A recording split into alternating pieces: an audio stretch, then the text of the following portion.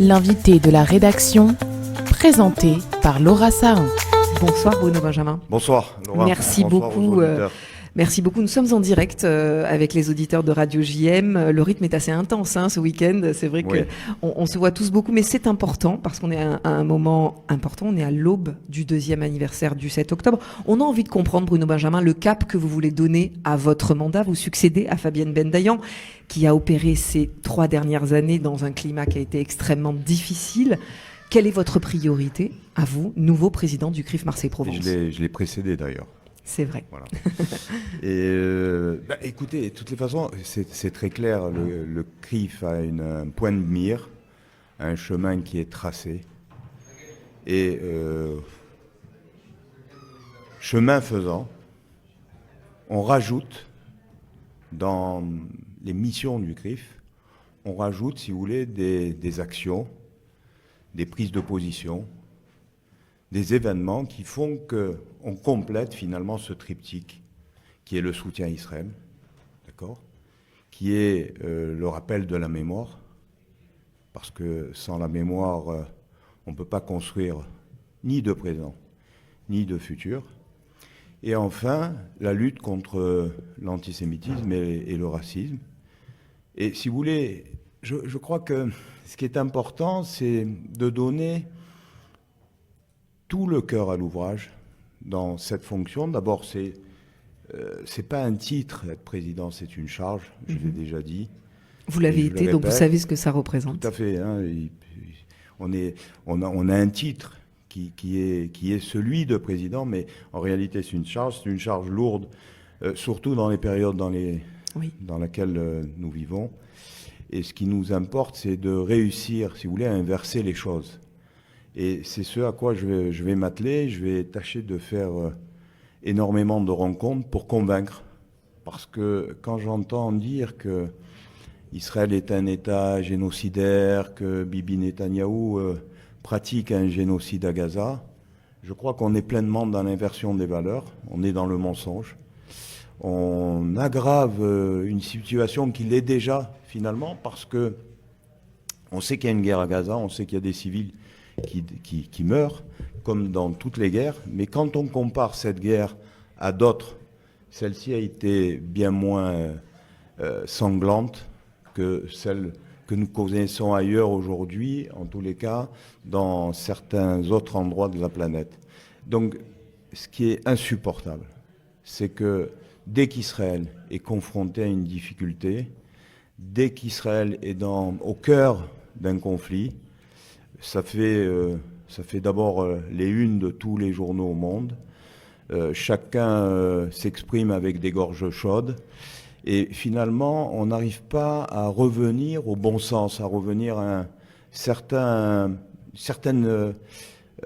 avec un certain recul qui permettrait d'évaluer en réalité la situation plutôt que de l'aggraver. Alors, on est ce peuple victimaire, lors de la Seconde Guerre mondiale, victime du nazisme. Et aujourd'hui, on voudrait, si vous voulez, faire en sorte de nous faire endosser le chapeau de nos anciens bourreaux, en nous faisant, nous victimes, devenir les bourreaux d'aujourd'hui. Et ça, c'est inacceptable. Votre rôle, évidemment, Bruno Benjamin, c'est d'établir le contact, la communication avec les politiques en local également. Monsieur l'ambassadeur d'Israël en France, Joshua Zarka, a tenté d'avoir un rendez-vous avec le maire de Marseille, Benoît Payan. Il n'a pas eu de retour de sa part. Est-ce que vous en connaissez les raisons ? Et est-ce que vous allez tenter de rétablir le dialogue avec le maire de Marseille ? Si vous voulez, moi je ne connais pas les raisons. D'abord parce que je ne côtoie pas le maire de Marseille au quotidien. Dans le cadre de mes fonctions anciennes, il était effectivement invité au dîner du CRIF. Nous avons gardé le contact lorsqu'il a été élu maire. Aujourd'hui, quelque peu, il a choisi de prendre quelques distances, c'est son choix. Nous le constatons en tous les cas. Vous le regrettez ?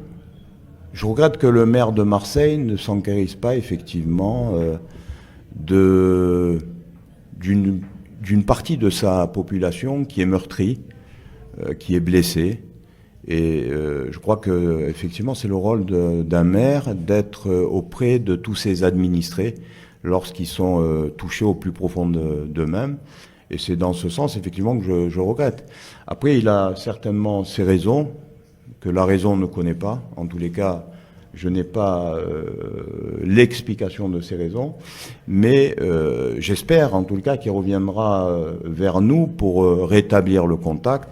Parce qu'il est quand même impensable, quelle que soit la couleur politique du maire, de ne pas avoir contact avec une partie de la composante de Marseille. C'est pas possible. Ça va faire l'objet d'une de vos missions, j'imagine aussi, de rétablir ce contact. On est à l'aube du 2e anniversaire du 7 octobre. Est-ce que votre institution a déjà pensé à peut-être une cérémonie hommage, à un rassemblement? Alors j'imagine, vous êtes en poste depuis hier matin, je le rappelle, donc évidemment, vous n'allez pas tout nous dévoiler ce soir. Mais est-ce que c'est dans votre esprit de président du CRIF Marseille-Provence d'honorer, de rappeler le sort de ces 48 otages toujours retenus entre les mains des terroristes du Hamas? C'est important que Marseille porte sa voix aussi à ce niveau-là. Bien sûr, il est prévu une cérémonie commémorative le 19 octobre. On ne pourra pas la faire le 7 puisque c'est fait. Le 5, c'était beaucoup trop court. Et puis il y avait, si vous voulez, le problème que au niveau national, la date du 5 avait été choisie. Donc si on voulait avoir des intervenants nationaux, c'était compliqué.